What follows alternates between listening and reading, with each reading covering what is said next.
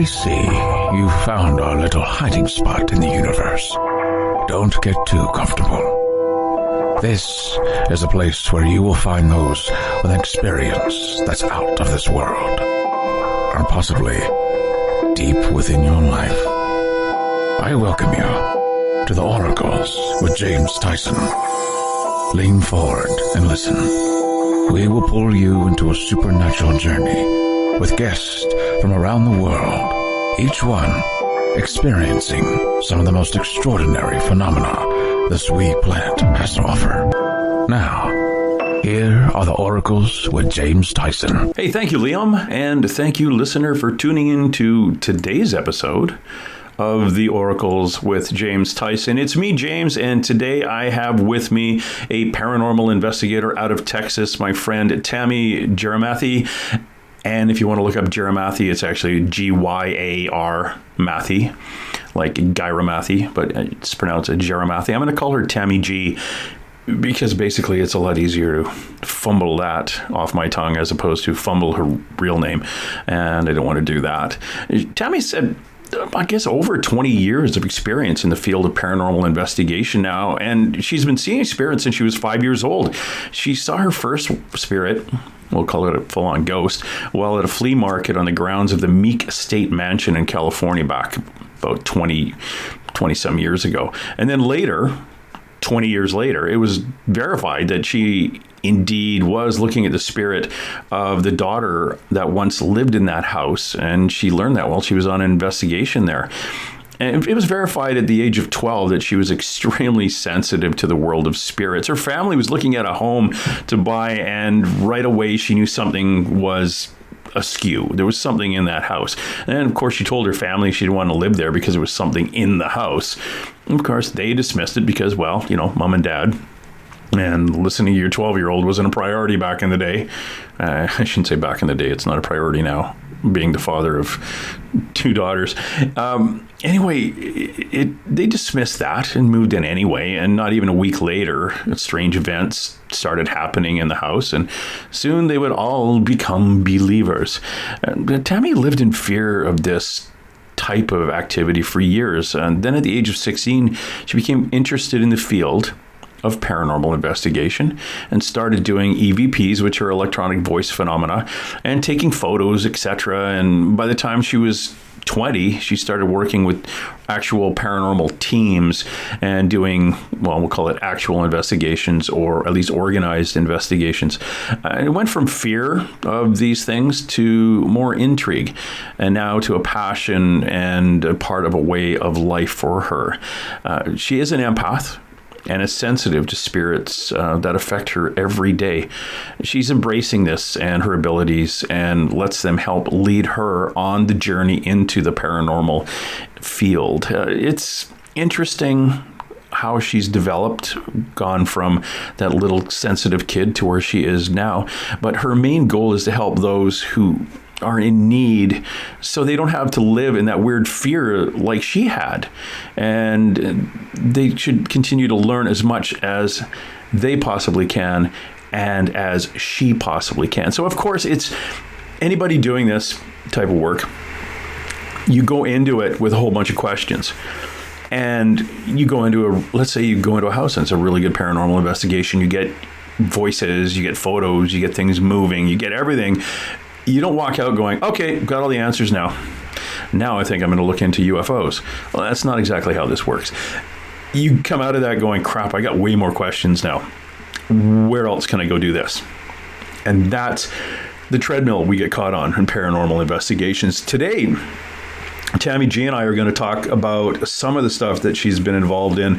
The Haunted Hill House, the Haunted Hill House in Texas, a place that she goes into, and it's public investigations where you pay money to go into.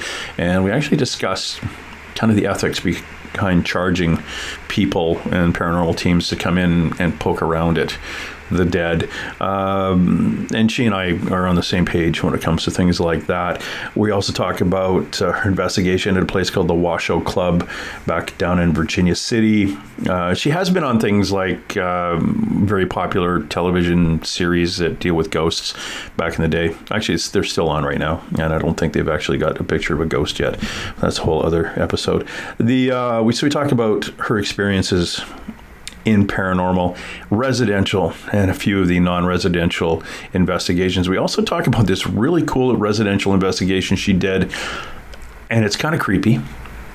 They went to a house. This team didn't know the people who lived in the house. There was a mother and their son that lived there, an older son. And the mother was concerned about what was going on and something in the house and kind of negativity. And the family, the boy and the mom leave, and the team goes in. And while she's in the bedroom of the son, up on the wall, amongst a bunch of other stuff, is a Polaroid picture of Tammy G and a friend of hers from when they were young. There was also a negative of a photograph of them in the house too, in that room. So you can imagine how that would be a little bit on the creepy side. You don't know this family, and all of a sudden you're randomly picked to do an investigation, and you've got stuff that belonged to you 20 years earlier in the house. Yeah, so we talk about stuff like that, and talk about her abilities, her intuitive senses when it comes to being a paranormal investigator. So yeah, that's Tammy G. Again, if you want to know a little bit more about what she does, her website is under construction, but if you go to the Facebook, it's T&T, The Haunted Ones. T&T, The Haunted Ones. Tammy G, let's go get her now. Hi, Tammy, how are you doing? Good, how are you? I am well here in the Pacific Northwest, or actually Pacific Southwest, because I'm on the Canadian part of the board. Anyway, at the lower left Canadian coast, way out here on the other side of the continent from you in Texas. How are you doing down there, other than this whole apocalypse thing going sideways? I'm doing good. Excellent. I'm living. Living is good. Living is good. Yeah, There's so many hundreds of thousands of generations that are no longer living. So that's so it's good. Well, thank goodness, because then I wouldn't be able to be in the paranormal. So. Well, how long have you been doing this paranormal thing? I've been investigating for almost 20 years. I started when I was 20, but I saw my first spirit when I was 5. So the paranormal has kind of always been a part of my life. Tell me about that. Was it one of those things, waking up in the middle of the night and seeing a shadow, or how did? No. What do you remember about it? So there's a place called Meek Estate Mansion in Hayward, California, where I grew up, and it was an old mansion, and the grounds had like a park and whatnot, and they used to do like flea markets. So I was with my parents, and I looked up at the house, and I saw a little girl looking out the window at me. And I mean, I can describe her to this day. She had a white lace dress on that like went up to her neck. She had black braids, and she's just staring out the window. And I went to go grab my mom, and I was like, "Mom, look." And by the time I looked back up, she was gone. Oh, interesting. Yeah. But the cool part is I actually got to investigate the house 20 years later, and I did find out that was a little girl's bedroom. So, oh, really? Yeah. Did you talk to the people who lived in it now, or have they seen anything or felt anything? Well, it's historic. They just do tours out of the house, so no one's lived in that home since I've been alive. But I talked to the people who run the tours, and from the history that they knew, that was a little girl's bedroom. And I mean, people investigate the house all the time, so it's crazy haunted. Yeah. And I've seen because there's a park there too. So playing as a kid at that park, we've seen like shadows and stuff in the house. So it was cool to be able to investigate it and realize, okay, I wasn't crazy. Yeah, and that's a big thing, especially when we see these things as children. The stuff that I saw when I was a kid, I wrote off, probably like you did when you were a little kid. It's like, nah, I couldn't, whatever. It was my imagination, or I'm just seeing things. And then as you get older and you keep doing it, you're like, oh crap, maybe I'm not seeing anything, but no one else has seen it. I'm not going to say anything about it, and you move on. Right. But But then that switch gets thrown where the curiosity comes back in, and it sounds like in your case, you actually went back out and started trying to look for the answers to the questions you were left with, which is kind of cool. Yes. So, like, throughout my childhood, I always experienced weird things. Like, my bed would shake, and I thought that my sister was messing with me, or we had an earthquake. And, like, those are, like, memories that I had when I was younger.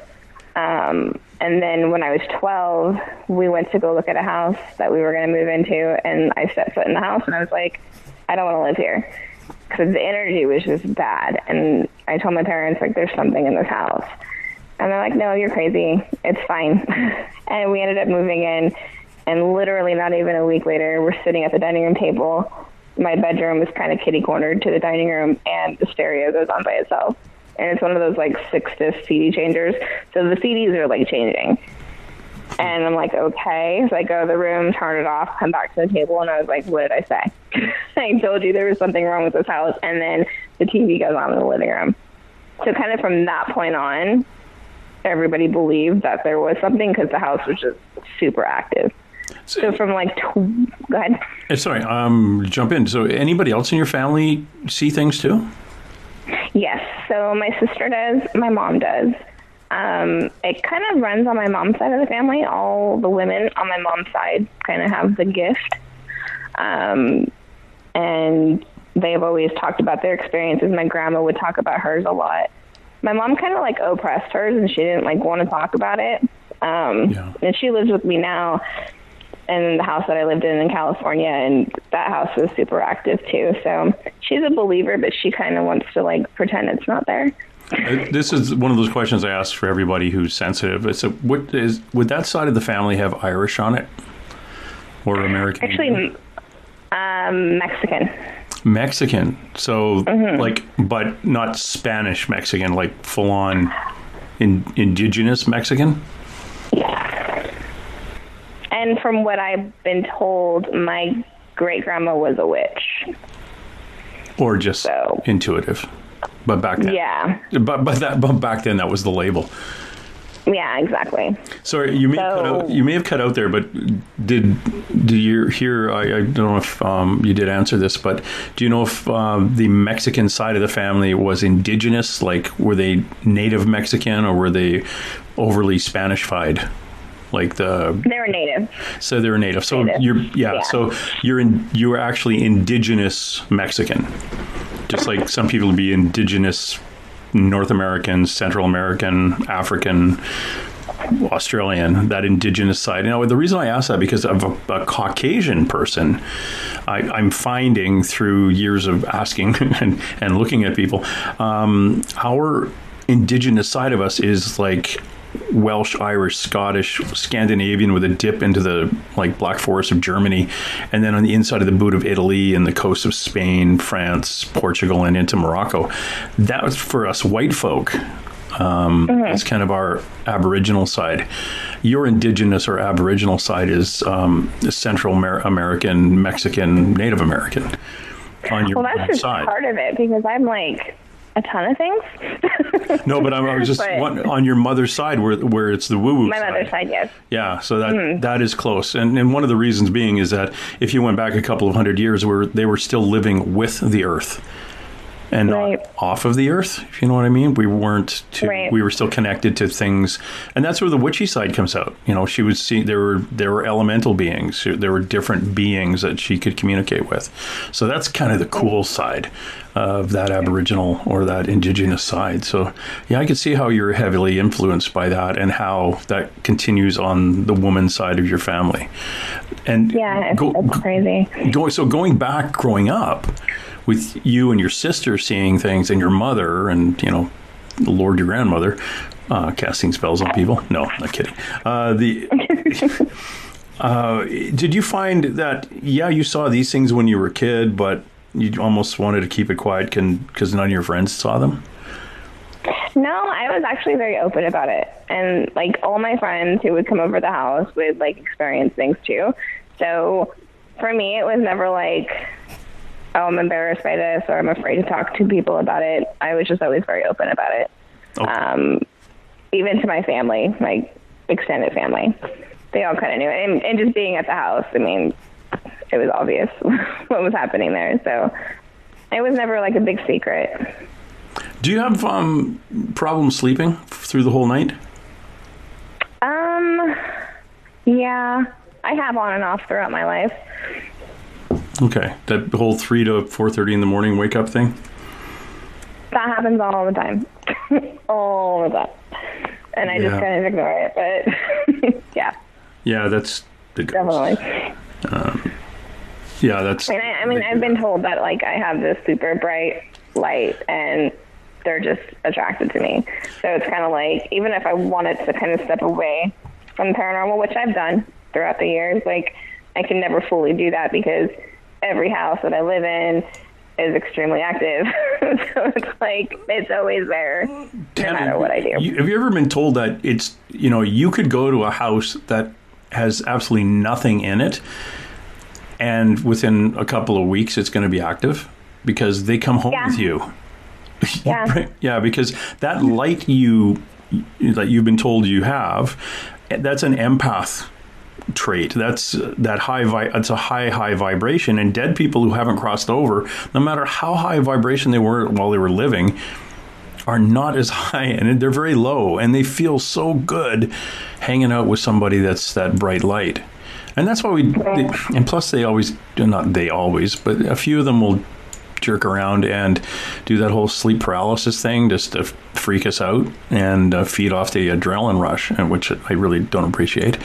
But it's building, and you can do the bubble, you can protect it, build that bubble around yourself so they leave you alone at night. Unfortunately, the kids keep coming through because they don't really care about the bubble. There's rules on the other side, they don't follow them, so it's kind of cool that way.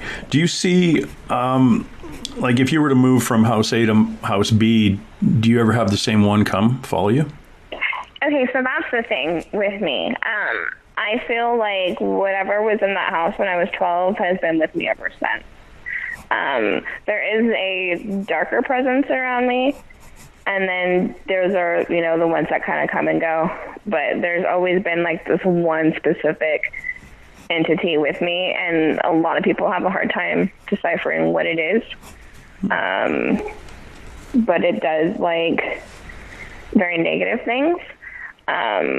And like my family and I have always like had this like, okay, maybe we're cursed type thing because it's like bad luck all the time and certain things and a lot of health problems with no answers. Like that's kind of been my life, my whole life. Have you ever got a shaman or a psychic or somebody to actually look at this thing and say, okay, yeah, it's an elemental being, or it's just a dead person that's a bit of an ass? Or I have had numerous very good mediums and psychics like try to figure it out, and they're dumbfounded. They don't know. Okay. I've had people come in and say, it's me, it's my energy, because things fly off the wall around me all the time. Like, it doesn't matter where I'm at. I can be at my hairdresser salon, and her license flew off the wall, skimmed my nose, fell on the floor, and broke. I mean, like, that type of stuff happens around me all the time. So people have ideas of what they think is going on, but I don't have any answers. So it's kind of like, okay, this is my life, and I deal with it, basically. Oh, that's really interesting. Now I want to get a couple of my psychic friends to like remote view you when you're walking down the street to see what's hanging out with you. Before we're getting off tangent, because that's what I do, talking about ghosts and stuff. But so you're living in California. You're now in the position where you could actually go out and start trying to ask some questions and get some answers for all this stuff that you saw growing up. Did you do that with a group, a friend of yours showing up, or did you just sit down one day and go, hey, I've seen this stuff on TV, I think we can do that? So honestly, like when I was 12, like I said, I moved into that house. It was kind of like scary for me. And then I think once I hit about 16 years old, I was like, okay, I want to start researching. I don't want to be scared anymore. I want to know what's going on. So I started researching at about 16, but I didn't like start investigating with people until I was 20. And I started doing that through like Meetup. Yeah. Kind of meeting up with random people who enjoy doing it. And then shortly after that, I got involved with a group that was cool at first, but then they wanted to do, like, the whole goal was to have a TV show for them, and I wasn't even, like, my mindset wasn't there. And for me, it was investigating. Like, I wanted to help people because of what I went through in my life. And so they would film and do, like, an internet type show thing. Yeah. And after a couple of investigations, I started faking things, and I was just like, no, I can't be a part of this. So I left that team, and then a friend that I met through the team, him and I became, like, best friends, and we both left and just kind of did our own thing for a few years, and then met somebody else, and I founded the team at that time. So I've always kind of been with the same group ever since the first one. Good. Yeah, there was a time being where everybody wanted their 15 minutes of fame, and they thought, if we could film this thing and we can go out, we'll get a TV show. And it was about, like, anywhere between 5 and 10 years ago. Every paranormal group seemed to just come out of the blue because it's easy to do. You can grab a camera and some relatively inexpensive gear, and off you go, and you can film it and all be spooky and stuff. And it's a pain in the ass. Like, it's a really irritating thing for me to look at. And I was in a paranormal group that actually, they were under the TAPS, the Atlantic Paranormal Society. And they followed their rules, which I found were insane, because you would call me to your house because you thought there was a ghost. We'd go there. We'd push you out of your house for 4 to 6 hours, get a whole bunch of information, get pictures of the ghost, have conversations with it. And then when you showed up, the president of our team, the head of the team, says, oh, yeah, we don't give those to the client. So what? What? Exactly. Oh, my God. Yeah. Oh, and then we got into, and you were only in the one team in California. I was in 3. Have you, the term paradrama? Oh my God, I don't even want to go there. Yeah, take a bunch of empaths, put them together, and put them in a room, and you're quiet, and you know, they're like one guy hitting on the girl, and this girl who was married to this guy now hitting on. It's like dudes, like, just calm down. It's like you're all in elementary school again. And you've never been sitting beside a girl. Oh, my God. It was crazy. For the longest time, like, I flew under the radar. Like, I didn't know who the who's are. I didn't know, like I didn't care about that. You know what I mean? Like, I didn't care about the popular people in the field or the people on TV or any of that stuff. Like, for me, it was just the investigation, like, finding answers, helping people. And that's never changed. But then my team became kind of known. And then I kind of wish I always kind of stayed under the radar. Because it was like, once you get above that and people start knowing you, that's where the drama starts. And it was hell. Like, I went through hell through paradrama, and it was just unnecessary stuff. And and I wanted to leave the field like a billion times, but I never could because it's a passion of mine. It's a complete distraction from what you're doing. And I like what you say. You're doing it to get some answers to questions and help people that went through the same thing you did when you were younger. And that's the big thing. It's all about helping and not charging money for it. And it's like, I can't even comprehend that. Like, I've had people offer me money, and I'm like, no, I can't take your money. You know, just take it for gas or whatever. Or batteries. It's like, no, I've like paid people to leave their homes and like go to dinner, and here you go, like, here, dinner's on me, so we can like focus on what's going on in your house. Like, the field is, I don't know. Over the past, 5 years, it's really gone downhill, and I don't understand it at all. The field is muddy, and it's getting a little more... It's still filled with people who want to have a TV series. And honestly, if you've watched any paranormal television, they're kind of waning. It's that fad has gone. We're almost into the UFO side of things now, more. Yeah, and I won't lie, I've been contacted by numerous production companies. And I did some stuff with Ghost Ventures, and I'm going to be on a couple shows this year. Actually, it wasn't a bad experience, to be honest with you. I was... I have friends who they actually went to their properties to investigate. 3 specific ones that they wouldn't be allowed in again. So it was like, oh, you locked down overnight? Well, yes. Only for an hour and a half. Yeah. And one of us has to get laid. So it's like, what? Yeah. I know. It's crazy. And because they contacted me a couple times to do my house in California. And I was just like, I don't know, And then because we were renting, when I finally said, okay, maybe, I contacted my landlord. They're like, no way. So there was a hotel called Hotel Leger, which was like my baby. I investigated it for like 6 years. The spirits there, like when we weren't there and other teams were investigating there, they would ask for us and their EVPs.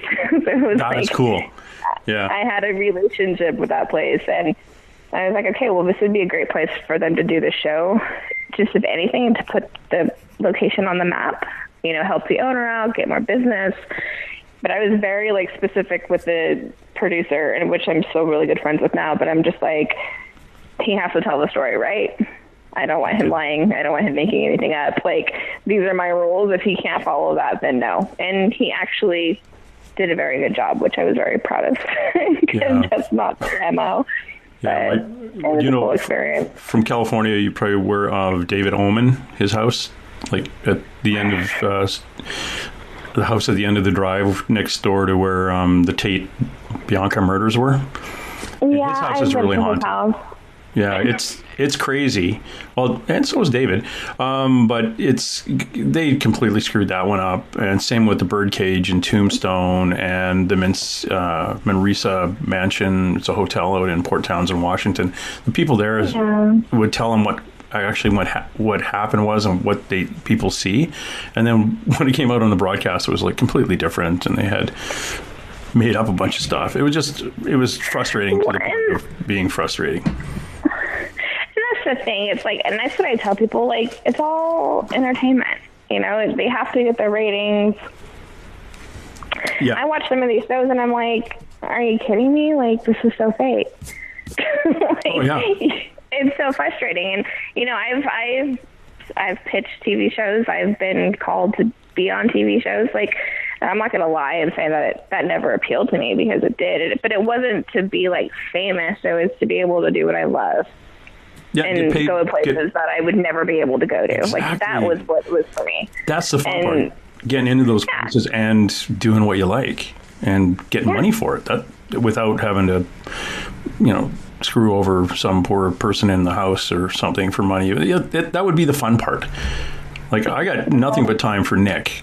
But that's the old Ghost Adventures. But I like what he does. You moved from California and off to Texas. So that's interesting to start with, because most people I know in California came from somewhere else. You actually escaped California. So good on you. God. You got near the border, getting out of town. Now that you're in Texas, are you kind of poking back into that? The whole paranormal thing? No, the escape. Yes, of course, the paranormal thing, yeah. What's going on? Oh, buttons being pressed. Because what happened, too, is back in 2018, I got sick. And I was physically not able to walk for a long time, and, like, my body was just jacked up. So I wasn't doing anything paranormal for a long time. And when I got here, it was kind of like, okay, it's time to get back into it. So I've investigated 2 places, which were awesome. The Haunted Hill House is amazing. Like, one of the best places. That's in Mineral Wells,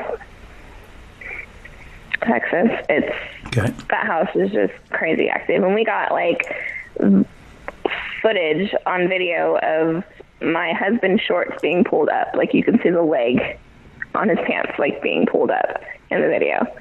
So, like, that place was cool. It was a lot of fun. So somebody wanted to check out your husband's legs. That's kind of cool. Yeah, well, it used to be a brothel, so the little skanky ghost couldn't help herself, I guess. But that's okay, because it was amazing evidence, so she can do it anytime she wants. Oh, perfect. Yeah, there was actually a TV series back in the day, The Haunting of Hill House. Is that the same one? No, I don't think okay. No, but that place was super active. We had a great night there, and that kind of like gave me that push, like, okay, I'm ready to get back into it. So I've been on this, and it's hard right now too because I'm new here and I don't really know the area that well. I'm getting to know it because I've been doing a lot of like urban exploration stuff, so I'm like knowing like my surroundings now and trying to get to know like what's haunted and who allows investigations and all that good stuff. But right now it's super hot in Texas, so it can be a little miserable investigating these old places because they don't have air conditioning or any of that. It happens. Now, the history of the Hill House itself, do you know much about that? So I know that it was used as a brothel, a speakeasy. It's connected to the Baker Hotel. Okay. So it was literally like 200 feet or something from the hotel. So people went there. That was kind of like the brothel for the hotel, if that makes sense. And I think they gambled there and all of that stuff. So that's basically what I know of the history. I don't like to get too much of the history on a place because I like to kind of find answers myself and then kind of go back and then talk to somebody about the history and see if it kind of coincides with each other.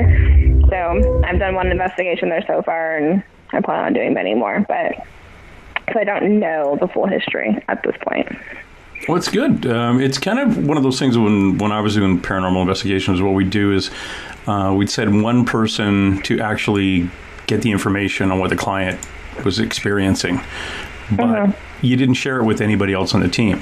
Because if the client was saying, oh, there's a lady in a blue dress at the top of the stairs, then eventually we're all going to see a lady in a blue dress at the top of the stairs because you just exactly in your head. So you're exactly looking for it, or you don't say all the evidence we see and everything we get is in the far right corner in the basement. You let people kind of find that themselves, and then it's a justification or a confirmation of the client's what they've basically experienced too, and that's the idea. Yeah. Helping them, we're helping them understand that what they're seeing is real and they're not crazy. Hopefully. Exactly. Yeah, I mean, we were just doing the kind of a walkthrough, and we hear like a man. I think he said, "Get her," or it was either "get her" or "kill her." I don't know. It was something crazy, and then we heard a growl, and like we all heard it. And I'm like, this is cool. Like, it's going to be super active. And it was. I mean, we got a lot of EVPs. We got the shorts being pulled up, a lot of equipment going off. It was a good night. It was a super active place. Yeah. So it was a good, like, getting back into it location for sure. Now, the Haunted Hill House in Mineral Wells, that is a public paranormal location. Do you pay to go into those places? Yeah. Okay. In your heart, what do you think about locations containing the dead that are active and turning them into that kind of attraction? It's hard. I mean... Good answer. Because I can tell you and I feel the same way. Because that's all you had to say. That pause and that it's hard. Yeah, good for you. Because I feel the same. Yeah. You don't go to, like, some asylums will charge you $300 for your team to go in, and they'll serve you beer before you go in. And the poor asylum has had the dead people in there were tortured in life, and now you're going to go poke around at them because you saw it on TV and you've got a recorder. So yeah, it irritates me. But also, conversely, it's a historic site, and you probably want to keep the thing, the taxes paid and the upkeep. So you kind of got to juggle the balance with that. So it's hard. Exactly. Yeah. And then you get these old houses, that they want to like renovate and make better. So, I mean, I get it, but at the same time, it's not a circus act. Yeah. And I think that's why, like, a lot of my time in the paranormal has been residential cases and not so much, like, the historical. The historical for me is, like, more research-based and, you know, trying to collect evidence, but being respectful about it. And I think that's the problem, like, so many people aren't. Like, the Hotel Leger for me, it was, like, for the first 5 years, I want to say, really great energy. Like, I would never say that it was something dark there, but a couple people came in and did their stupid stuff, and then there was something dark. So, you know, it's hard because it's who comes into these locations, like the Washoe Club in Virginia City. I mean, I was in there before Ghost Adventures was, and the energy has shifted so much over the years because of all the people that come in there. Which place in Virginia City? The Washoe Club. Yeah, that's kind of what put Ghost Adventures on the map. Yeah, I'm sorry. Your accent is killing me, so I couldn't understand what you said. I'm sorry, the Washoe Club. It did it again. As soon as you said it, actually, your audio almost cut completely out. Oh, maybe it's the spirits. Could be. Spell it for me. So, Washoe, it's Washoe, I want to say. Washoe Club, yeah. Oh, the Washoe Club. Mm-hmm. Okay, now I got you. That's exactly what I heard. Washoe Club. Yeah. No, it can't be what she was saying. The Washoe Club. Yeah, I know. Yeah, that place is like crazy haunted. I was supposed to be there in May, Virginia City, for their the Paracon that they had, but of course the apocalypse happened and we couldn't go. But definitely the Washoe Club. That sounds interesting. Any of those old West kind of towns, the old anywhere on silver mines and things like that, are really of interest to me.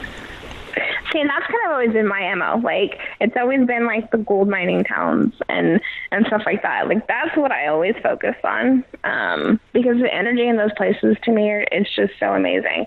And I don't know, I've always got really good evidence in those types of locations. So that's kind of like what I've stuck to. Do you know why? I don't know. Maybe I was a madam or something when I was. It's the ground. Prior life. Is it? It's the quartz content in the ground.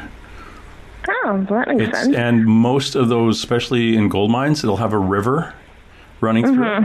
So the movement of water also creates energy. So it's easy for them to draw on the energy from the solar loading of the sun into the land itself and the movement of the water. That's why if you ever notice that we get a lot of stuff on a rainy night or a stormy night. Oh, yeah. That's why I love Texas. They can tap into whatever electricity is floating in the air and not have to suck it and leave those cold spots. Yeah, it's really interesting. That's why I love gold mines too. And Tombstone, Arizona, basically the whole town's on top of a silver mine. And it's just hot sun baking down on it. So the solar loading of the ground, and just easy for them to suck energy up and be seen. So it's, lots of fun. Lots of gold mines. Yeah, they say that, say Molesting Hill, that's where Hotel Leger is. They say that was like bloodier and deadlier than, I think, what was it, Tombstone and, what's the other one? It was just on the top of my head. Dodge City? No. Deadwood? Deadwood, Colorado? Yeah, Deadwood was just really, it was just a cowboy town. There was But they say it was worse than like Tombstone. Like, it was bad. And so the history there is so rich, but so many people aren't aware of the area that it doesn't get a lot of investigators out there, which is good to me because then it can stay a little bit better, I guess. But the energy there was amazing. Whereabouts is the Hotel Leger? I'm sorry? Whereabouts is the Hotel Leger? It's in Molesting Hill. Molesting Hill. Whereabouts? Like, what state is that? That's in California. It's, right. Yeah, and like the whole Sierra, well, not Sierra, but foothills, I guess, would be the best way to put it. So it's there, and a town called Columbia also, which wasn't too far from there. We got amazing stuff there too. So that's kind of the area that I kind of stuck to when I was out there. Nice. Yeah. You ever been up around the Sacramento area? In that area? Yeah, I was only about an hour from Sacramento, where I lived. Okay. But I never really investigated there except for residential cases. Yeah, there was went to a castle. Why don't I say Penhurst, but wasn't it? Preston? Preston Castle, the Preston School of Industry. That place Yeah, is crazy active. That place is amazing. I've been there a handful of times, and every time I've been there, we had good stuff. Yeah, we were escorted around by a little boy who was pointing out certain things. We had a guy poke his head out of a door. When we went up and looked at the door frame, it was actually plywood over top of it, so it wasn't somebody peeking around the corner. It was actually some guy out. But I went with a bunch of psychics, so which was a lot of fun. Have you ever taken a psychic on a paranormal investigation? Yeah. I've had a medium psychic being part of the team on and off throughout my time in the paranormal, but not constantly. But I definitely had one come along on investigations. But I always feel like our feelings and what we're picking up is always like right on spot. And people have told me that they think I'm a medium, but I don't think so. Dude, I don't know. Yeah, you are. Smart enough. You are. You're what's the easiest way? You're intuitive. It's basically you're intuitive, which is basically you're you have psychic ability. So it's what it is. You get that from you're just a high vibration empath, which allows you to tap into things. Yeah, like definitely. I mean, you get that feeling's right. You just have to not talk yourself out of it so much. Yeah, like today, we went on a little excursion and we went into this abandoned hospital, and I think we probably weren't even halfway through it and something was like, you need to leave. Something very bad is here. And I don't know if it was like human people in there or if it was spiritual, but I don't know, my spidey sense like turned on and I'm like, okay, we need to go. Yeah. And I've been in like way creepier places than that place, and I thought that was really weird, but that happens a lot. Yeah, you get that literally walking down the street and going to turn a corner, and your body says, nope, slow down. Let's not go around that corner yet. Give it a count of 3, then go around the corner. It's just being intuitive. That's what it is. So you've always been able to see ghosts or spirits. You've been able to see what hasn't crossed over. And you bring them home with you, and you have a very high vibration. You're already communicating with them. Now it's just which of your clairs, your clairaudience, your clairvoyance, you focus on, and you'll get it. But you are your own psychic, so you're actually pretty good at it. Thank you. Yeah, it's all interesting, and I feel like even though I've done this forever, like every time I investigate, I learn something new. And that's what I like, too. I like working with different people and learning different techniques and different ways to communicate and whatnot. I think that's, like, one of the funnest parts for me, too. What is the best communication with the other side technique you have learned over time? The best. What works for me the most, I would say just regular EVPs. Or the deprivation thing where you put on like a blindfold and you put a headset on and you have the SB7 going. And then you basically have someone else asking questions, but I can't hear them. Like, I feel that has worked very well for me. Now walk me through that and tell my listener what an SB7 is. So you got blindfolded and you don't hear the questions being asked. So are you do you have earplugs in or something too? I have like good headset, a headset on, so I can't hear any outside noise. And I have the SB7 turned up all the way, so it's all I'm hearing is the white noise. And then I have somebody standing across from me asking questions. And we're recording that, so of course you can hear them asking and then me answering.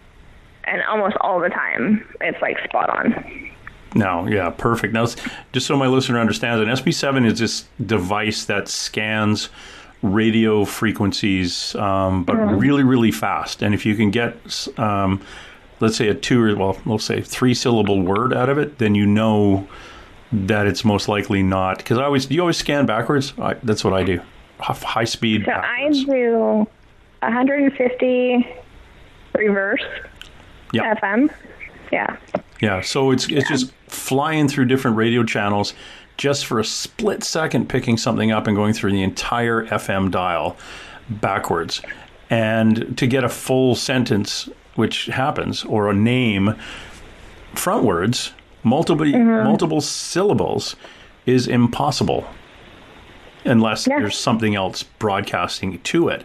So what Tammy's doing is putting headphones on, and bless you, because I hate it, having this noise, a static going into your ears really loud, so you cannot hear the other person who is saying, what is your name? Are you part of the house or the land? What's the capital of Ecuador? Whatever questions you want to ask. And it's going through that. So Tammy then will hear, amongst all that chatter and static, all of a sudden, Debbie. And you will say that out loud, and the people around you will pee themselves because they said, hey, what's your name? And all of a sudden, Tammy says Debbie. So exactly. That is a very, very cool communication technique. I agree. I just never want to be that person with the headphones on, and that, because you and I know what it's like going through EVPs after. Oh, You had a recording of that going, and you're listening to it cranked up on your computer, and all you're getting is this freaking headache from white noise listening for this work. So, yeah. I don't like to do it too often, but it's definitely a good way to do it. But that white noise, it makes you go a little crazy after a while, for sure. I used to always put those things on the internet. I'd say, anybody else? I know you probably are a shut-in. You never leave the house or something. You're very interested in paranormal investigations. Here's a sound clip I'm uploading. Feel free to listen to it and tell me what it says, because I'm going insane. I've got 1,000 of these things. I just don't have time or my eardrums to listen to it. Exactly. We are talking to Tammy Gyarmathy, whose name is really hard for me to pronounce, who is a paranormal investigator in Texas. You can come visit her on, I guess, Facebook. Should we send people to your Facebook now, or is it going to be updated? So they can go to my new page, which is TNT, The Haunted Ones. TNT, like Tango November Tango? Mm-hmm. TNT, The Haunted Ones? Mm-hmm. On Facebook, and you can get a hold of her there and throw some ideas at her. If you live in Texas and you think which part of Texas is a relatively large state. Which part are you close to? Which is the closest big city? I'm in McKinney, and so I'm by Dallas. You're down by Dallas. So if you're in the Dallas-Fort Worth area and you've got something going bang in your house, you look up Tammy at TNT. As you say, The Haunted Ones. Yeah. Yeah, TNT, The Haunted Ones. If you're in the Dallas-Fort Worth area and you have a question about something going on in your house and or where you work. And heck, I know there are people who live, and this is another chunk of Texas, Houston, and it's the old, what's it called? It's where all the cattle used to get taken into, the stockyards, area. That place, every old watering hole that was back in the 1800s was jam-packed with cowboys with a lot of money. So there were shenanigans going on and a lot of high energy. So that's another cool place. If you ever get out to Houston and do the stockyard area, it's a bit of a blast there. Well, the stockyards in Fort Worth is cool too. Oh, you know what? I said Houston, but I meant Fort Worth. Fort Worth, it's amazing. Yeah, we're actually going to be investigating out there next week. That is actually, I'm sorry for when I said Houston. No, actually Fort Worth, because I think that was the end of the trail. Was the stockyards in Fort Worth, and what a great location for poking around into and chatting with the dead. Do you ever have an opportunity to ask them what they're doing there and if they want to leave? That's like one of my main questions. That's I always ask that because I want to know why, and why haven't they left, of course, and what's keeping them there, and all that good stuff. So that's always usually my first set of questions, typically, when I'm starting an EVP session. What kind of answers do you get? Well, I actually, because my house is pretty active, and I was doing an EVP session with my niece because she's totally into it too. And I used to ask like off the wall questions, like, how do you like your eggs? And I've got a response scrambled. Like I ask those types of questions because every time you're on an investigation, it's like, what's your name? How old are you? Why are you here? Where are you from? It's always the same. So I try to ask different off the wall things, and those questions are usually the ones that I get a response to, more so than do you know where you're at? Yeah, they're probably looking at you going, "Yeah, I'm right here, you dummy. You're talking to me. Of course I know where I'm at. What are you doing here? You can't see me." The classic question you never ask, especially in somebody else's house that you just visit, like, "Hey, I think there's a ghost in my house. I'm not really sure." And you go to the house and you're only going to be in the house for like 2 hours, and then never see the house again. And you say, "Hey, do you know you're dead?" and then you realize, "Oh crap, that's why no one can see me." And then you leave, and they start opening the cupboards and slamming the doors and flipping the TV and going, I'm dead. And have a nice day. We're out of here now. And you've twisted this poor thing sideways.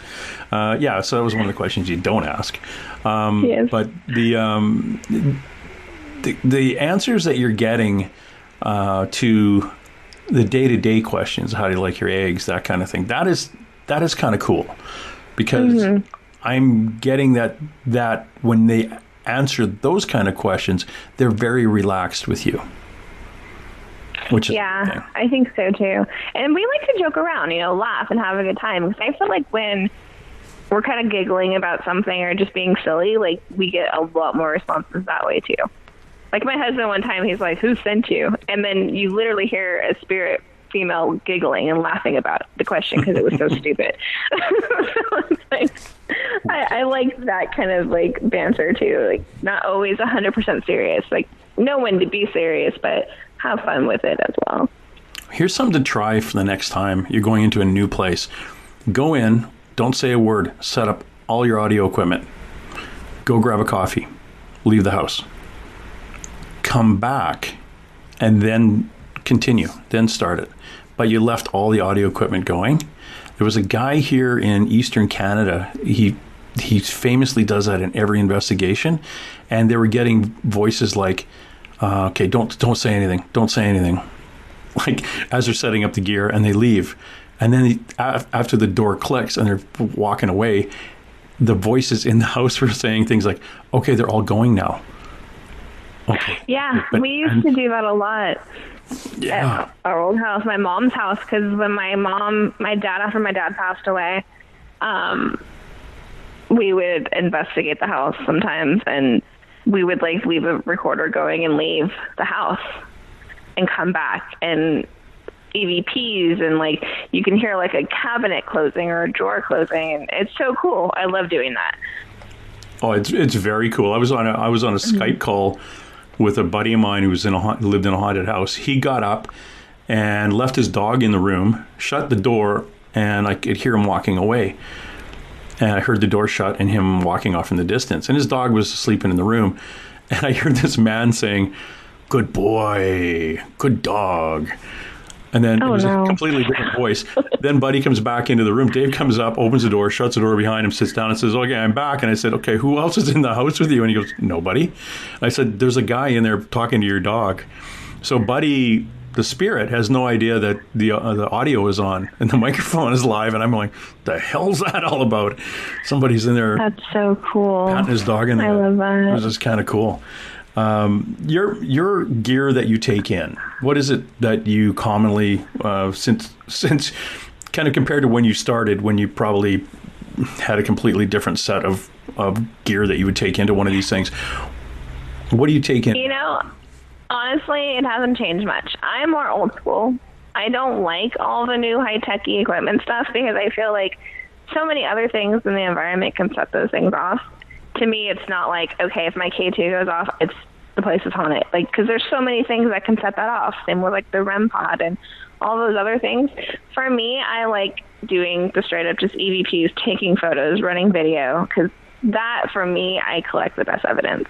It's fun to have the FLIR or the SLS or whatever that is, just to kind of maybe verify something that I'm experiencing. But I'm not really into that stuff. Yeah, my buddies who had again, these guys who wanted a television show, they got what is it, SLS? It makes the stick man thing. Yeah, that's really cute. And it doesn't. That's all it does for like $1,200 or whatever. It's like, oh, that's interesting, but yeah, whatever. I found it. Try this next time. Take a piece of string and hang it from a door, and just watch it and say, if anyone's here, can you move the string?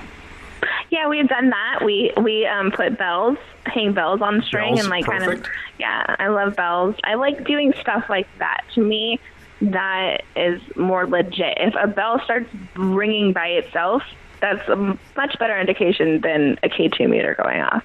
Yeah. So I like doing stuff like that, more interactive. That is real old school. Hanging a bell. I always joke about this. We were in a pub that's really haunted. Behind the bar was always active, and I hung a piece of string in the bar. And I said, okay, if there's anybody here, can you move the string? And of course, it doesn't move. We check out our recordings later, and there's a man's voice very clearly saying, "Don't touch the string." So he's like telling all the other ghosts, "Don't play with these jerks." It's like, That's okay, so that funny. works fine. But yeah, string is, people forget. People are all about technical stuff and electronic this and that. And the K2 meter, honestly, if you get a really good K2 meter, which is, really the super good ones that are made for finding electricity in a wall, it's always going to go off. You got to get that really cheap Chinese gray one that barely works when you hold it up to a wall socket. Yeah. Then if it goes off, you're going, okay, I'll give you that. Like, they could be. It's just frustrating because you have like a group of people and everybody turns their phone off but one person. Yeah. Or you have walkie-talkies. Like, it's just so many things. Just so many things. And I'm just like, no, I don't want to invest in stuff like that because it's just kind of pointless to me. But, Yep. I mean, everybody's different. I agree. And if you see it on TV, you want to try it. And there's somebody out there who's going to sell it to you for a lot of money. Yeah. And I'm really big on... I like the Ouija board. Like, that's a tool that I like to use. And I know that's kind of taboo and people kind of shun it, but I like using the board. For you, it's going to work. Now, one of the things is I interviewed Karen Dahlman, who has been using Ouija boards since she was 6. And she was telling me that it's all about intent. It's just like Reiki. As long as your intent is there, you don't have to go through all the weird hand motions and all that. You do your breathing, a little bit of meditative state, and as long as the intent is there, you're golden. So the Ouija board's the same thing. If your intent is good, the information you're going to get is good. Exactly. I mean, I've literally had the board itself spinning in a circle while answering questions. And I can send you that video. Like, legit, the board spinning around as it's answering questions. So it's like, that's not me. Like, I cannot make a board spin in circles and answer the questions correctly at the same time. Yeah. So it's a way to communicate, and it's people say, well, I would never use a Ouija board because it invites in the demons. I'll use a piece of paper with letters on it and hang a pendulum. Go, dude, that's exactly the same thing. Same thing. Automatic writing, all of it's the same thing. Yeah, my friends, they said, have you ever been to a seance? And I said, yeah, every time I do a paranormal investigation. We're all sitting down asking dead people questions. It's like, of course, it's the same thing. We're not holding hands at a table. We're all sitting there and we're all taking turns saying, hey, if there's somebody dead, can you come forward? What is a seance? Exactly. Same crazy. Yeah, I'm not allowed to use a Ouija board. I actually was interviewing Karen one day, and she was actually telling me about its intent. Don't worry about it as long as your intent is pure. I was thinking that I should try it, and I got a grabbed on the back of my collar on the left, pulled back into my chair about 6 inches, and I just about crapped myself. I thought it was my daughter had come in to the room I was in, and I didn't see her, and she pulled me back wanting something, and I turned around just freaking adrenaline filled, and there was nobody there. And it was a psychic friend of mine later said, no, that was your dad came through and said, no, you're not using a Ouija board, because I'm scatterbrained and I would not be focused. And it was like, which was funny at the time. But I know people using Ouija boards doing paranormal investigations, and they're just fine. So people, if you have a pure intent, or if you're a high vibration like Tammy, go for it. See, for me though, I'm respectful. Like, I won't bring it into someone's home. I usually use those in my own home, or like a location that allows the board, because I know a lot of people don't approve of it. So I try to be very respectful in that manner. So as long as, wherever you're investigating is okay with it, then yeah, go for it. Yeah. But know what you're doing, because that's important. Yeah, and that's the other thing too. Yes, you can. I've always described Ouija boards as like opening a store in the mall. Once you open the door, anybody can come in. Yeah. But so have some intent. Have the intent of like love, light, positivity, and see who shows up. And have you ever had the experience where there's multiple entities in a building, and one will come through and like speak for everybody?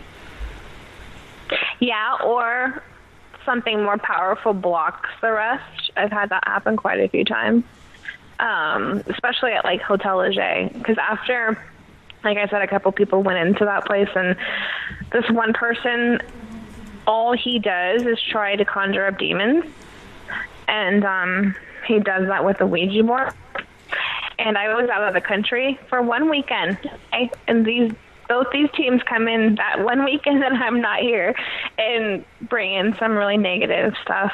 And it just totally screwed up the location. So whatever they brought in would overshadow the normal spirits that I would try to communicate with, typically. And so I've had that happen a lot. And I'm wondering if the thing that they actually brought in wanted to be there, and now it's there, or they brought it in, and now it's like, oh, what have you done? Why am I here? See, it's funny because they came in, and then it was like maybe less than a month later, I had a big Paracon there, and I had Dalen Spratt was there and Rex Williams. We were down in the jail area. And I had a board, and I usually didn't use the board there, but I wanted to see what would happen because that person had come in with his board. So we were down there. There's like a freestanding door kind of pressed against the wall with a cross hanging on it. So I put my hand on the planchette of the board, and I say, let's play the board, and the cross flew off the door. And Rex Williams has been all over the world with the show that he was on. He's like, this is the most frightening place I've ever been, because that happened. He never experienced something like that before. So that was a pretty amazing experience. Yeah, when you freak out somebody who's very seldom freaked out, it's a good thing. I love it. Yeah. So you've never been frightened before? Okay, come and sit here. I'll make sure that it's all okay. Do you ever get into a position where you cross over anybody or contact someone saying, hey, I had a spirit come through or a ghost come through and says it really would like to go see its family. Can we get it out of the house? So I've worked with teams that do that and help them do that. But me personally, I don't know that I can by myself do something like that, but I've been involved in the experience through other teams. Yeah. Good. Yeah. Yeah, because I tell you, that like sucks the life out of you. It does. Talk about a paranormal hangover. Yeah. Yeah. Well, you say this is very interesting, Tammy. You say paranormal hangover. Mm-hmm. My peer group calls that a psychic hangover. It's an energetic drain that you get. Mm-hmm. And it's primarily only people like you get it, an intuitive. So you actually get that drop, that, the subspace of the paranormal that you really, really feel it. And some people get a headache from it. A friend and I will actually, she remote views. She'll go from Washington State remotely to a barn in England and cross people over that were there from the 1600s. Wow. And what I do is I would, like, if I was with you, let's say you had something in your house right now, we want to talk to it, I would get my friend Skeeter, you and I would talk about whatever it is you'd like to discuss with this ghost. We would get a hold of Skeeter. You and I would call her, bring her on the call. She literally takes a deep breath and shows up in your house and starts describing where you're sitting, what your walls look like. That's so crazy. And then you and I, or you would interview the ghost through Skeeter. Right. It's really interesting. And we do this we cross people over for free from everywhere, and it's just what we do. But it's really, really interesting. And I find now that if I'm going to go on a paranormal investigation without a psychic, somebody, especially in a big old building where, maybe it's a hotel and the only activity is room 123. So why go to the first 122 rooms? Yeah. When we can just jump to 123. Or she's such a light like you are, we can wait in the lobby, they'll all show up.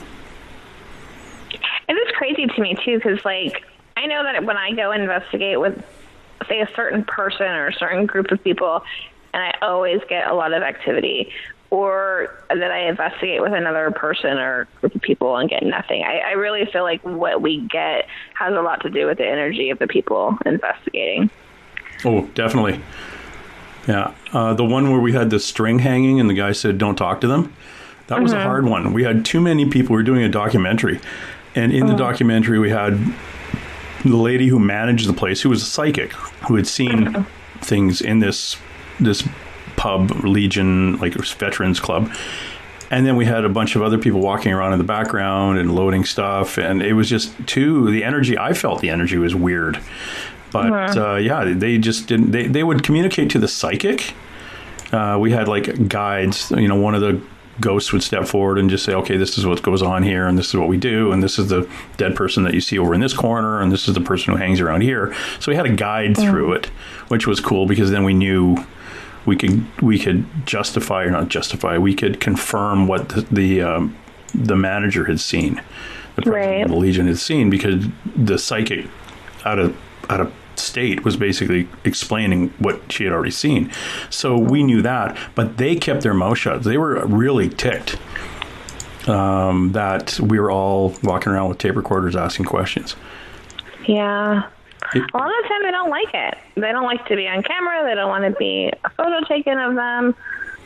And that's the part that I feel bad about, because it's like we're going into a place and we're kind of trying to make them do a circus act. In a sense, and that's hard.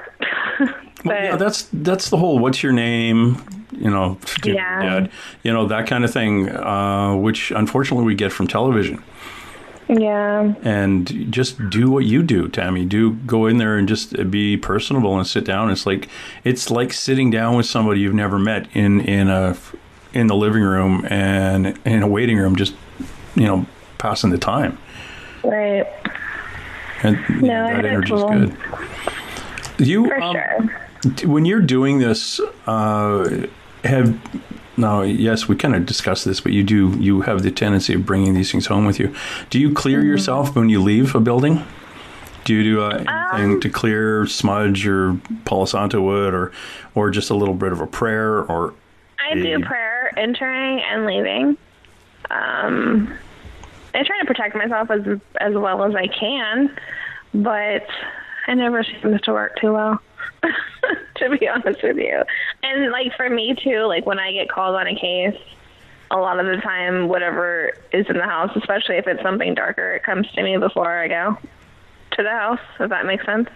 Oh, definitely. We got called. I got called to help another team with a dark case, and I was like, yeah, of course I'll come out and help. And that night I went to bed, and I'm in that about to be asleep state, and I see this demonic face in my face, and it was the creepiest thing ever. And that house was just insane. insane. Like the stuff that the family that lived there, the wife's sister lived there too. She was autistic. Doesn't, like, to the point where she doesn't really speak or anything. And we're in one room and we're like, what are you doing here? You know, what do you want? And, you know, you have to leave. You can't be here anymore. And you hear her in the other room saying, it's my house. I'm not leaving. The girl can't speak. Like, what happened in that house was just terrifying. So I've had experiences like that a lot over the years, where whatever it is comes to me beforehand. Yeah, we just cleared a house that had an autistic 15-year-old who was extremely high vibration, extremely gifted and non-communicative, but could see everything. And they loved her. They showed up because of her. It was kind of sad, but we just, you know, had to tell them, like, you got to leave her alone. You're upsetting her, so you have to go. That's a lot of the time too, is when there's some type of mental illness or something like that, it draws the spirits in 10 times more. I've worked so many cases where, you know, someone was like bipolar or whatnot, and that alone can draw in spirits too. So it's like there's so many different things that cause the hauntings in people's houses, which is really intriguing. Domestic violence is another one, especially with the negative. Oh, yeah, definitely. That negative energy of some guy who was an asshat in life walking down the street to say, hey, I'm going to hang out there. That's kind of my people. And I don't like women, so I'm going to hang out with him because, you know, I get a rush when he slaps his wife around. And then that heaviness is in the house all the time, and that lady can't get out of it. She's trapped. It's horror. There's so much that is just coming kind of to light as people like you poke around in it a little bit more. Do you have a journal? Do you journal this stuff? You know, I used to, like, years ago. Maybe I should start doing it again. Like, certain cases that I've worked, yes, because I've had some crazy things happen. It was like my first dark case ever. And I didn't even really want to take it on because I didn't really have any experience in it. But the lady calls me up and she's like, there's a demon in my house. And I'm like, okay, it's probably not a demon. Like, calm down, you know. And she's kind of talking to me about what's going on in the house. She's saying that this thing is, like, molesting her. And it was bad. And, you know, she said, when my son lives with me and my brother, and her son was like 40-something years old, and she had told me, you know, he's bipolar, this, that, and the other. And I'm like, okay. And then the brother lived there because his wife died, and he came from the Philippines. So I go and do, like, a walkthrough with a teammate and just kind of see what's going on, interview with the family. And everybody goes upstairs except for the son. So it was just me and the son downstairs. And he's like, well, my name's so-and-so, but call me this. I'm like, okay. And then he proceeds to tell me, like, he plays the board to let them in so he can learn from them. And I'm like, okay, so what is that? What do you get from them? He goes, I just find out things and this and that and the other. And I'm like, okay. And then he proceeds to tell me that he investigated the catacombs in Prague, which was really interesting to me because that was like my honeymoon 6 months before taking on this case. Damn. And that he had been to, like, Germany, and, like, this, the way he was describing things, it was like my honeymoon. And I'm like, there's no way this person can know this, you know? And I'm like, well, why did you go there? And he said, oh, I was in the military. And I was like, okay.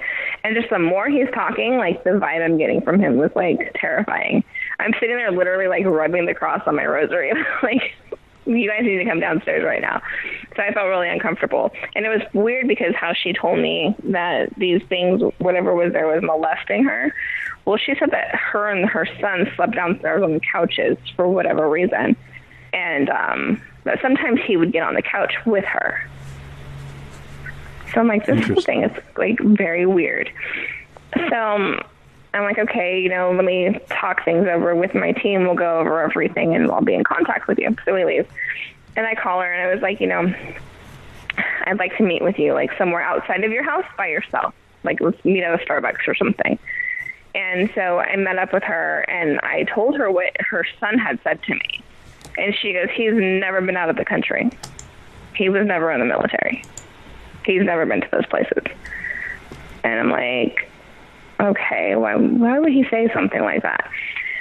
So I get with the rest of my team, and I'm like, okay, let's do this. Let's just see what we get. So we go, and I went upstairs into his bedroom, and he had all these, like, satanic drawings on his walls.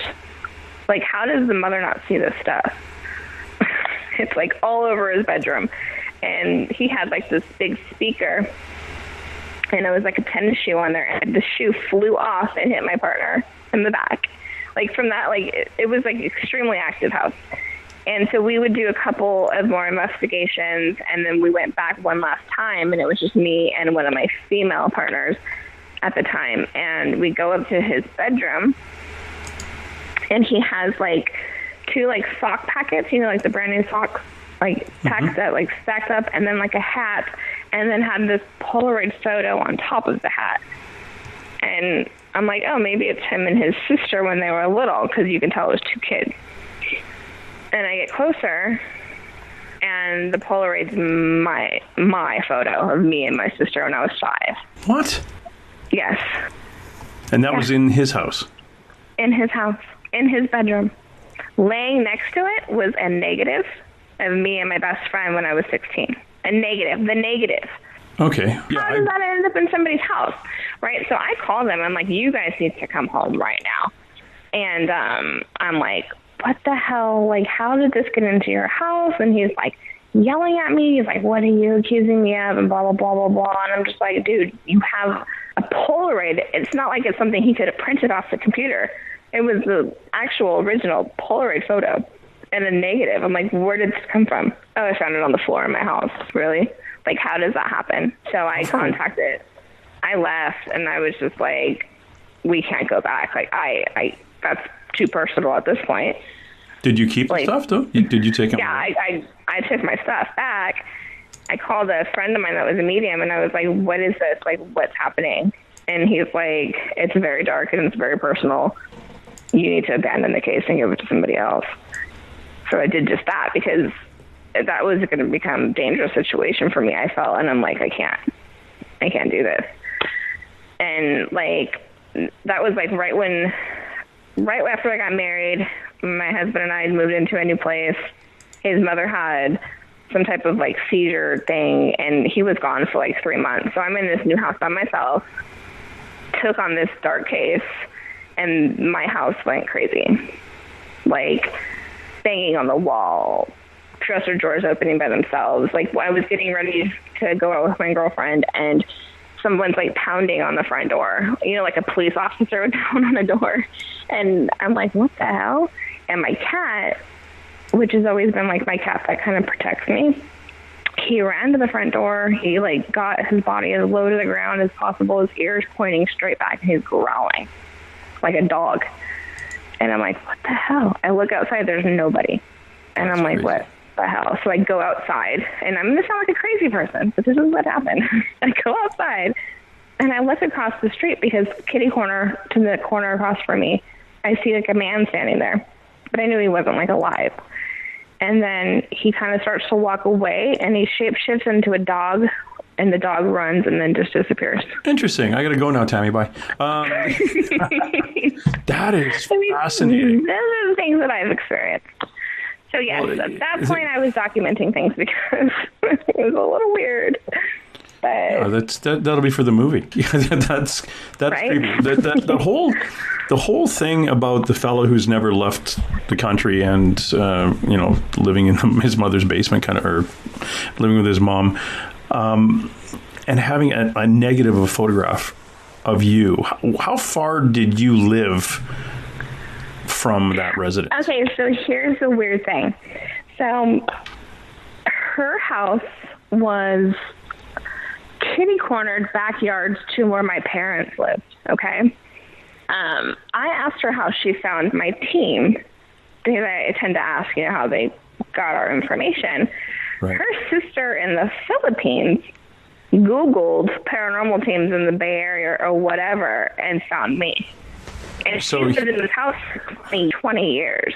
And another interesting part was, because things would come out with her, you know, kind of like slowly, where they started to like kind of add up, you know? And she had told us, like, in like a few investigations in, like, oh, you know, the stuff didn't start until a year ago. She'd been there for, you know, 20 years. And I said, well, what happened at that time? Like, what changed? Were you going through something? What happened? And she goes, well, she told me that he was bipolar, but she said that he had some type of breakdown or something happened, and then he went to the mental hospital. It was called something George something. It's in San Leandro, California, but and then he was diagnosed schizophrenic. And I thought that was kind of interesting, because I don't know if you believe in demonic possession and stuff like that, but demonic possession and schizophrenia are very similar to each other. And she said that when that happened is when the stuff in the house started happening. And then because she would call me a lot, and we'd be in contact a lot. This is before my photo showed up in the house, and I hadn't heard from her in a while, and I like called her, and it was just going straight to her voicemail, and the voicemail was full. And this happened for like a week. And I think we went to Virginia City for the weekend, and the person that came with me lived near her house. So I was like, let's just go do like a wellness check, see if she's okay. Because it's weird that her phone's, you know, been off for a week. Well, we get to the door, and he's in the house, and he's got the front door open with the screens closed, but you could see like the furniture's flipped upside down. Like the house is a complete, like, it looks like it was ransacked. And he comes to the door and he's yelling at us, like, why are you here? And blah, blah, blah, blah, blah. His eyes are like pitch black. And I'm like, where's your mom? She's not here, blah, blah, blah. And I'm just like, is she okay? He's like screaming at us, we need to leave. So I called the police, like, because I didn't know what to do. And this case got a little deep, yeah, but we called the police, and, you know, trying to explain the situation was very awkward, but, you know, I did my best. And it ended up that for some reason he had her cell phone. She was okay. She was at work, but she hadn't had her phone for some whatever reason. So thank God she was all right. But the whole case was just really weird and heavy for like my first time dealing with anything like that. And it seemed like after that case, like a lot of the cases that we were getting were kind of darker in nature. But it's weird because now I feel more comfortable in those cases than like a normal case, if that makes any sense. Yeah, I don't know, you get used to them, and they're not as surprising. Therefore, they don't scare you really quickly. They're more of something you think through them as opposed to react. And I feel like that's kind of my calling, if that makes sense. Because I had two other like really weird things happen. I was in New York with my mom when we were walking by Central Park, and this lady approaches us, you know, regular business attire clothing. Like, she wasn't like a crazy like homeless lady or something, you know, she was a normal person. And she stands in front of me, and she's pointing her finger in my face, and she's like, he knows what you're doing, and he doesn't like it. And she goes, he's going to come for you. And then she stepped aside and just walked away. And I'm like, what the hell was that supposed to mean? And I mean, it kind of made sense to me, but I'm like, that's just totally random. But what was scary was, I don't know, was it that summer? Somewhere near that same time, I went to a friend's birthday party. And my friends and I were hanging out with this guy and his girlfriend all night. And he was talking about how his house is haunted. He wants us to come check it out, blah, blah, blah. Cool all night. No big deal. And then everyone started to leave. And we're all like in a hot tub together. It was just me and my friend and the guy. And it was like a switch flipped. And he was like totally different. And he said the same exact thing to me that woman said. Yeah. But he was like, have you talked to him? And like, him who? And he goes, him. And I'm like, kind of like, okay, I don't really know what you mean. But he goes, because he knows what you're doing. And I mean, he said the same exact thing. Yeah. So I'm like, okay, that's weird. I'd be curious too if after that lady in New York walked away about 20 feet away, if you called her and said, hey, can you say that again? And she'd probably look at you and say, I don't know what you're talking about. Probably, but I was so shook by it. You know, I was just like, what the, my mom and I were just like, what the hell? Like, that's crazy. But I don't know. I kind of feel like that sort of thing is kind of like why I'm supposed to be doing this stuff. I don't know, but yeah, you talked about with your rosary and things like that, and of demons and demonic. What do you, in your belief system? What do you think a demon is? Something inhuman, an inhuman entity, basically. I mean, I'm Catholic, but like, I really believe that demons exist, and I know that like demonic entities it's like dates back before like religion. So I don't tie the two together, even though I am religious, if that makes sense. But well, no, yeah, I can see that, because if you're most demonologists that I stopped interviewing a long time ago because they were Catholic, and they basically said, "Oh, really, just ghosts or demons." Like, well, what? Yeah, no. But they're nice. No, that's a demon tricking you.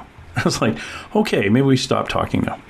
Because see, and I'll be honest with you, like I've played with that idea, like over the years, because we don't know what we're communicating with at the end of the day. But I've played with the idea, but I don't believe that's to be true, because I know that my dad's come to me, and I know that it wasn't a demon. Oh no, the demon was tricking you. I'm kidding. Yeah, exactly. No, I'm just saying. I agree. But I do believe that they exist, and a lot of people in the field don't, and that's okay too. But from my personal experiences, I know these things weren't just an angry human spirit. I can tell the difference. I can tell the difference in the energy too. So it's kind of like, I know from my personal experience what I was dealing with. I had an interesting conversation with a demonologist, Nathan Gillis, last week, who kind of looks at it, at the demons, kind of under a new light. And he goes back, and he like literally goes right back into, because he's got a Christian background, he goes back into the Kabbalah, which is like the Jewish kind of the mysticism back in the day, like 2,000 years ago, and where they talk about these negative entities or demonic things. And my take on it, and this is just me, is I am a great believer in elemental beings. And there are elemental beings that are just do not like humans, and will stand between you and the source giving you your vibration and energy, and tap into it and keep you low and addicted and depressed and whatever else, and they just feed off the energy that should be yours. And those looking at it through a religious background could be fit in the term of demon really easily. So and they're like, we're talking the Shadow Man, the big, 7 foot tall black thing with red eyes and those kind of things. Are they demons, like quote unquote biblical demons? I don't know. But they sure can get their ass thrown out of a room by any of the ascended masters, from Buddha to Jesus, or any of calling on an archangel. They really don't like that. Right. And you can kick some butt that way, or get a shaman in there to pull off an attachment. But I've also run into dead people who were, like I say, asshats in life, and they're exactly the same way on the other side. Oh, yeah. They don't want to cross over, and people will say, well, it's a demon because it growled at me and did this. And I said, no, it's just trying to scare you because it loves your adrenaline rush, and it wants you out of the room. Yeah, so, there's definitely angry, mean human spirits. I won't deny that. But, I mean, just out of experience, like I was helping a guy, this young kid, good-looking guy, had his life together, I just don't understand, but he got into the occultish type things, and he basically tried to sell his soul to the devil. He did some really dark, stupid shit. And, kid had blue eyes, and we're at his house, and I literally saw his eyes change, to black. Yep.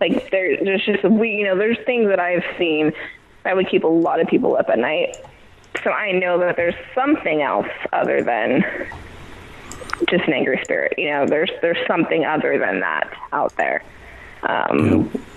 We cleared a attachment off a girl that was living downstairs in my house, like had rented a room here. And she opened a wall, she had a portal. There was everything came through. The issue she had an attachment, a dead person that attached to her. She invited it in, and it was really hard to get rid of him. But he showed up at a murder scene because of the energy of the violence, and then saw her and said, "Hey, she's kind of cute. I'm going to go home with her." Right. And it really kept her in a dark spot. It's dead people can be real jerks. This story is very, very apropos. We had two girls go to a paranormal investigation in a house where a young couple had lived, and the man in the relationship, very nice guy, but he got sick. And when he got sick, he was sitting at the kitchen table, and his wife walked in. He looked at her, and his eyes went black. He got up and laid a licking on her.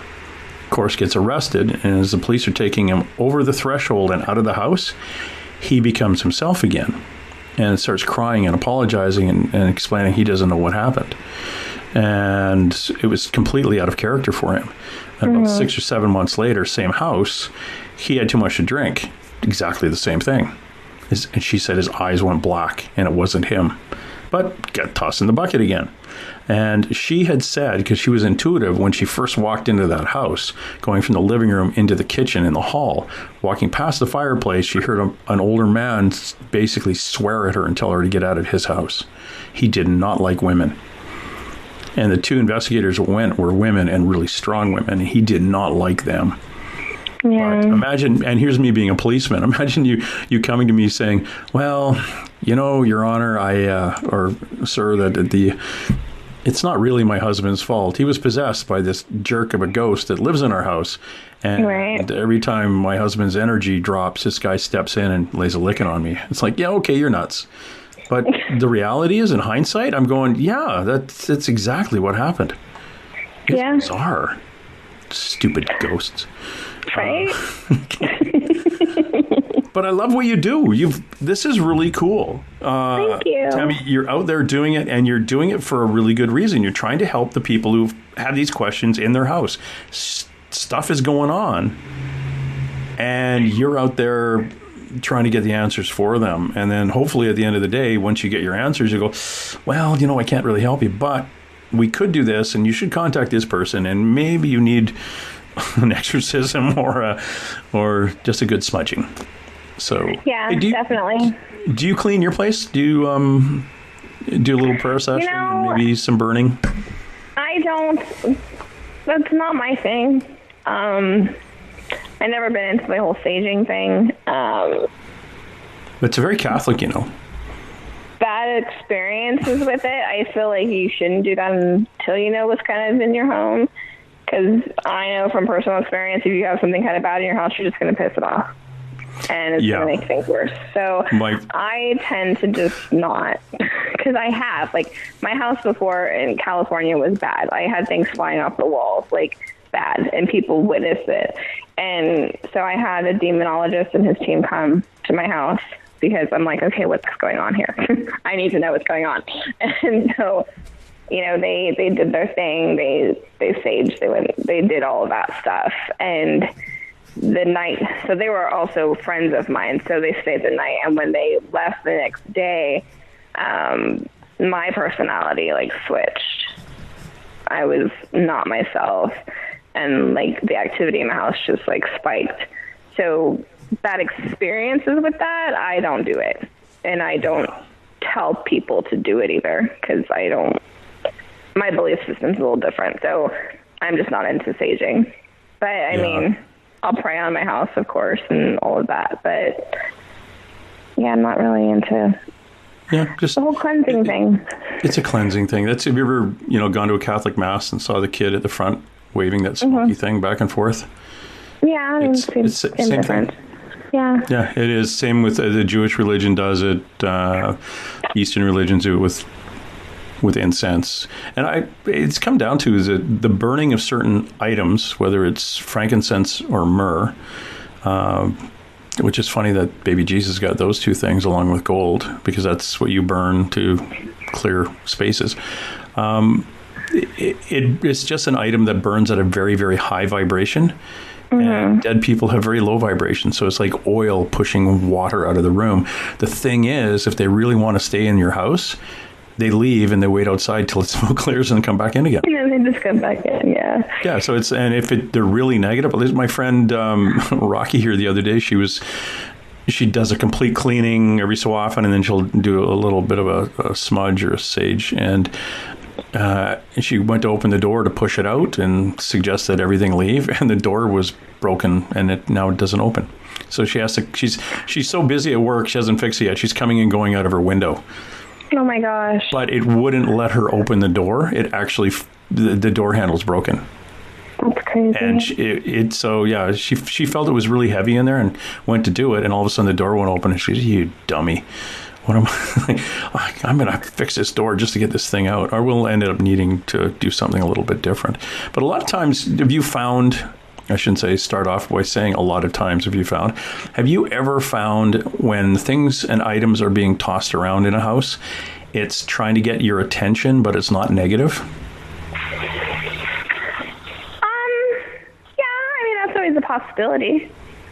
I'm not one of those who associate everything with like dark or demonic. Like, that's not who I am. But I mean, there have been times where I didn't feel what was happening was necessarily a negative thing. Like, I'm pretty good at kind of like feeling the difference. Like when my friends, when I was getting my hair done and her license flew off the wall, I was having a very emotionally charged conversation about my father, because he's passed. So was that my energy that created that? And that's another thing that I play with too, because I've been told that my energy causes these things to fly off walls. So that's another option. That's where poltergeists come from. Yeah. It's our own energy manifesting into almost a thing. That energy that we can see, and actually it's what throws stuff around. And it's funny that it's mostly around post-pubescent girls, like right out of puberty, going through a hormonal change, living in a awkward situation, or very high vibration girls mixed up about women all these emotions. Women going through menopause too is another one that can cause that. And that's like usually when people contact me with things flying around their house, like I always ask, is there a teenage girl, or are you going through menopause? Like, I know that's kind of a weird question, but your energy from that can create that. And I'm such an emotional person as it is. Yeah. Like, it wouldn't surprise me. Well, here's a weird question for you. Have you ever died? No. Okay. But I've been very, very sick and almost died. That was when I was like 19.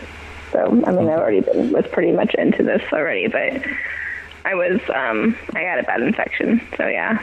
But the reason I ask is a number of my psychic friends, every time they die, they wake up again, but they come back and their abilities are cranked up really high. And like Marianne Morgan, who's was on that TV series Psychic Detectives. I was just talking to her today, actually.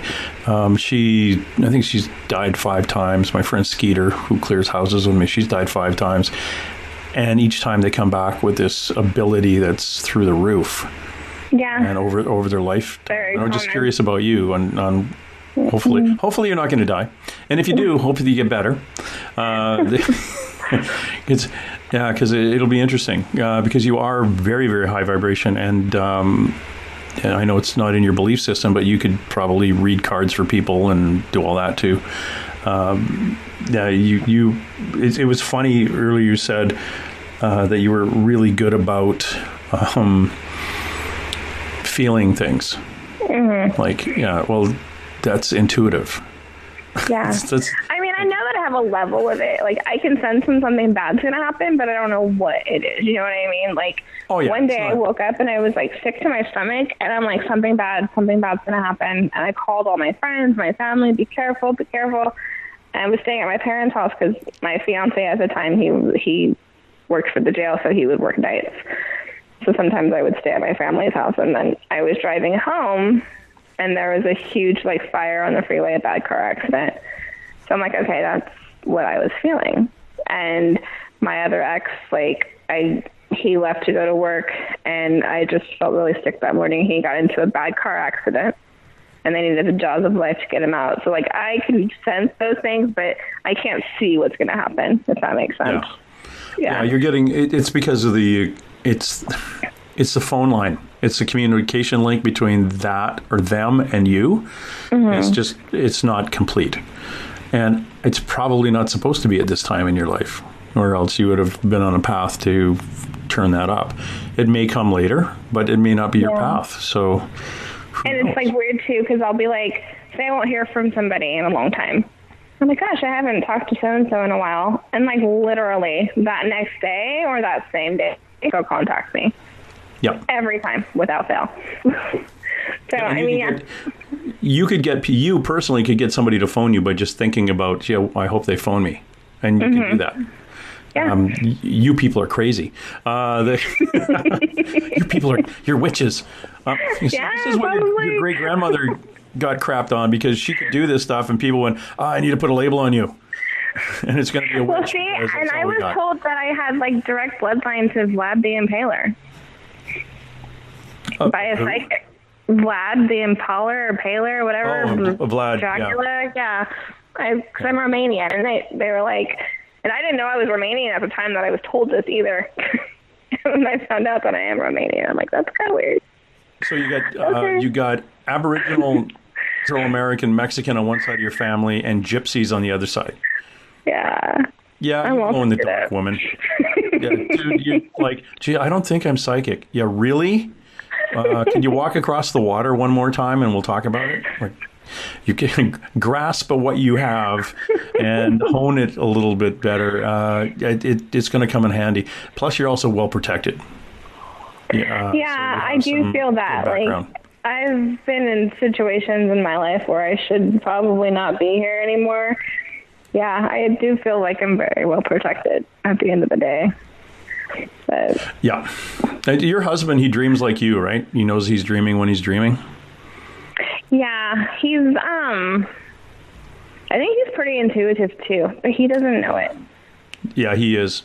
And he brings him home too. Yeah, because he's had experiences since he was little as well. So it was kind of easy for him to get into this stuff with me as well. But And between you and me, this is why this relationship is doing better than the other one, because the other one was a lower vibe, kind of narcissist one. Yeah, I've had a few of those. Anyway, you're on a similar vibration, so it's a give relationship. Yeah, so we've had our issues, but we're kind of finally getting into a part where we're good. Like, it's good. It took a long time, but yeah. Oh yeah, it's growing. Yeah, it is. It really is. I think we just need to get out of California, but you know. Yeah, the escape from California. We've been talking to Tammy Gyarmathy. Please go check her out on her website. Hold on, we're not going to get to the website first. We're going to do the Facebooky thing at T&T Haunted Ones on Facebook. That's T and then that little emblem for and T, the Haunted Ones on Facebook, and there's a load of pictures from really cool cemeteries and stuff in Texas, and you can browse through that and keep an eye on her there for the launch of the new website when it finally gets going. And again, if you're in the Dallas-Fort Worth area and you think there's something poking around in the house, or you want to talk to somebody about paranormal, get a hold of Tammy through the T&T Haunted Ones, and see if you can make a meet for a coffee with her and have a chat about what's going bump in the night. Tammy, thanks a lot for dropping by. Thank you for having me. Watching you while you sleep on and on. All right, that's it. Let's roll. And hey. Let's Just be careful out there. Far over the snow, what are those voices? They sing as they go, what are those voices? Look up for the mountain. Speak up, somebody hide, somebody better hide. And through the hail, like a pack of angry